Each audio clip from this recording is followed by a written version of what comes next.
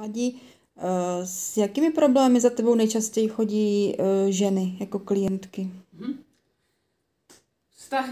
Vztah sama k sobě v první řadě, protože všechny vztahy jsou o nás, ale mají pocit, že jim nefunguje třeba partnerství, vztahy s dětma, vztahy s rodičem a tak dále.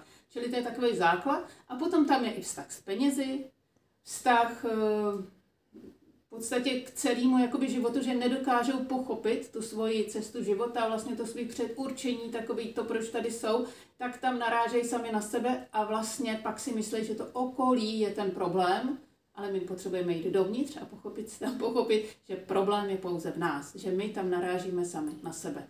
Takže je to celá škála problémů, ať je to sebevědomí, ať je to nedůvěra v sebe, ať je to to, že vlastně si nevěřím, bojím se jít do akce, nedaří se mně plnit si ty svoje sny, tak je to vlastně pořád tady toto dokola. To je takový nejvíc asi.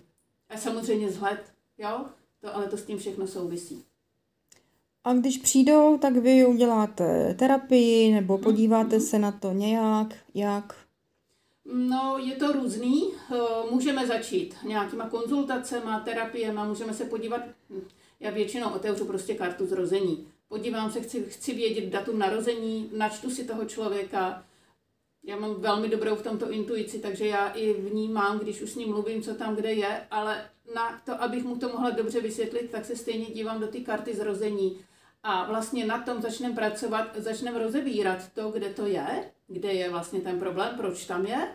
A tím způsobem se vlastně ty životy začnou měnit a i tím šatníkem to potom většinou třeba po těch 5-10 sezeních uděláme šatník a ty problémy se jako najednou proměnějí v něco úplně jiného. Ty lidi si začnou plnit prostě svoje sny. Jdou si za tím, co chtějí, protože pochopějí, že můžou možná žít úplně jinak, než žili.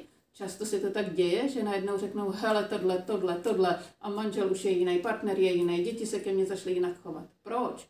Protože jsem uznala sama sebe, svoji hodnotu, protože jsem pochopila, kdo jsem a to okolí se tím pádem začne ke mně jinak i chovat. Když se k sobě začnu chovat jinak já.